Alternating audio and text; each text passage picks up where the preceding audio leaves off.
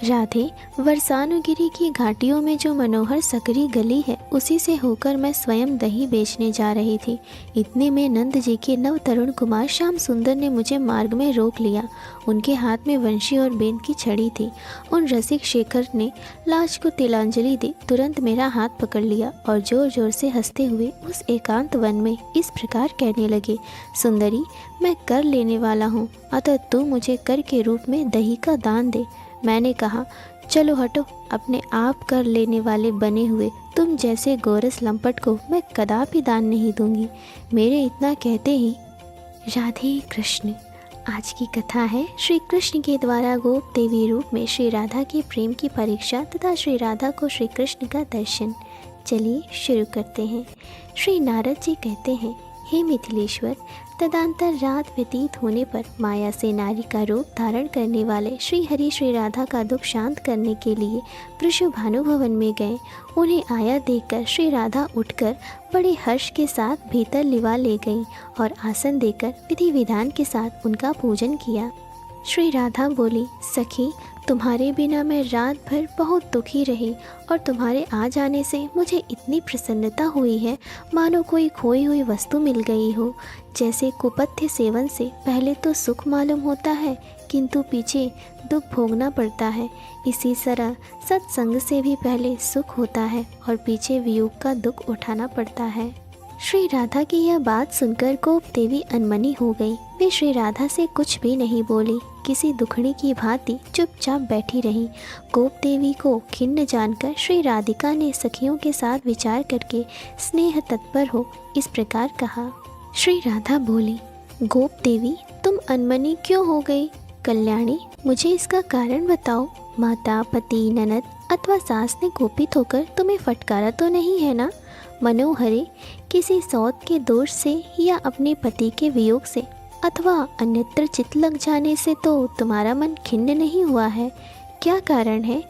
महाभागे, रास्ता चलने की थकावट से या शरीर में कोई रोग हो जाने से तो तुम्हें खेद नहीं हुआ है? अपने दुख का कारण शीघ्र बताओ। रंभोरु, किसी कृष्ण भक्त या ब्राह्मण को छोड़कर दूसरे जिस किसी ने भी तुमसे कोई कुत्सित बात कह दी हो तो मैं उसकी चिकित्सा करूंगी। यदि तुम्हारी इच्छा हो तो हाथी, घोड़े आदि वाहन, नाना प्रकार के रत्न, वस्त्र, धन और विचित्र भवन मुझसे धन देकर शरीर की रक्षा करे, शरीर का भी उत्सर्ग करके लाज की रक्षा करे तथा मित्र के कार्य की सिद्धि के लिए तन, धन और लज्जा को भी अर्पित कर दे। धन देकर निरंतर प्राणों की रक्षा करे।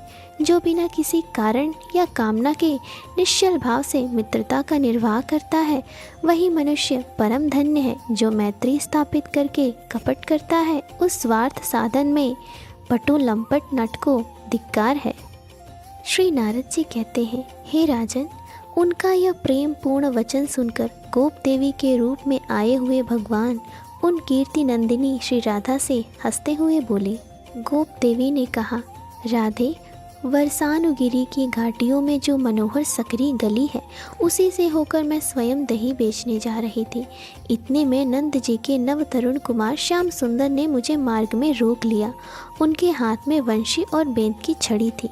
उन रसिक शेखर ने लाज को तिलांजलि दी, तुरंत मेरा हाथ पकड़ लिया और जोर जोर से हंसते हुए उस एकांत वन में इस प्रकार कहने लगे, सुंदरी, मैं कर लेने वाला हूँ, अतः तू मुझे कर के रूप में दही का दान दे। मैंने कहा, चलो हटो, अपने आप कर लेने वाले बने हुए तुम जैसे गोरस लंपट को मैं कदापि दान नहीं दूंगी।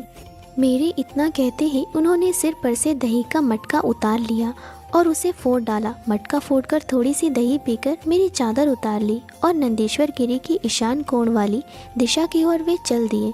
इससे मैं बहुत अनमनी हो रही हूँ। जात का ग्वाला, काला कलूटा रंग, न धनवान न वीर, न सुशील और न सुरूप। सुशीले, ऐसे पुरुष के प्रति तुमने प्रेम किया यह ठीक नहीं। मैं कहती हूँ तुम आज से शीघ्र ही उस निर्मोही कृष्ण को मन से निकाल दो।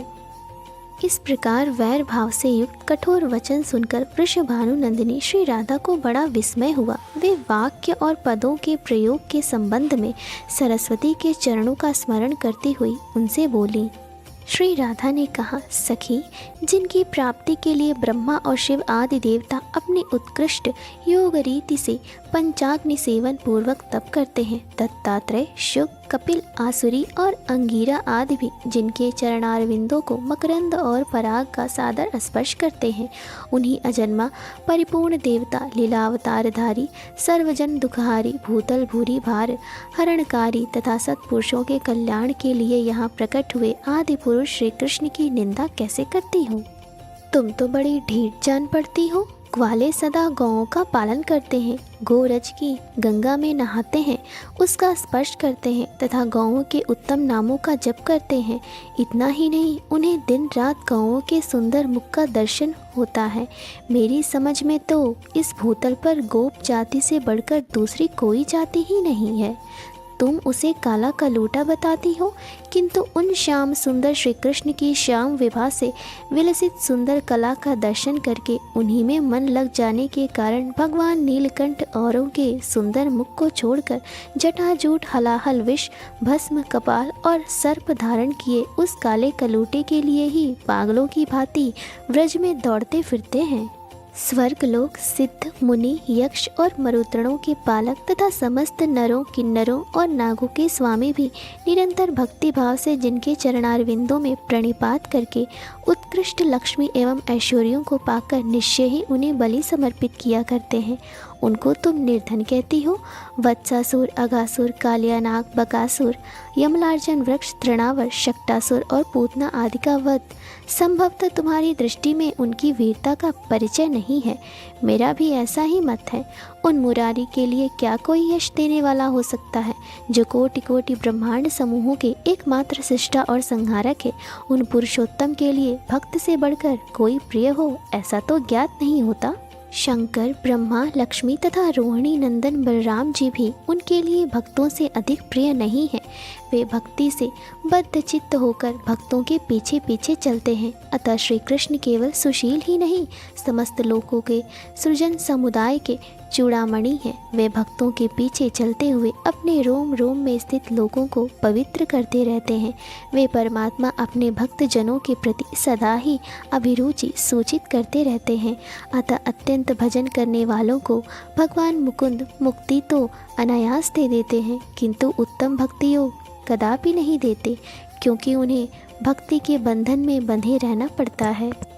गोप देवी बोली, श्री राधे, तुम्हारी बुद्धि बृहस्पति का भी उपहास करती है और वाणी अपने प्रवचन कौशल से वेद वाणी का अनुकरण करती है, किंतु देवी, तुम्हारे बुलाने से यदि परमेश्वर श्री कृष्ण सचमुच यहाँ आ जाए और तुम्हारी बात का उत्तर दें, तब मैं मान लूँगी कि तुम्हारा कथन सच है।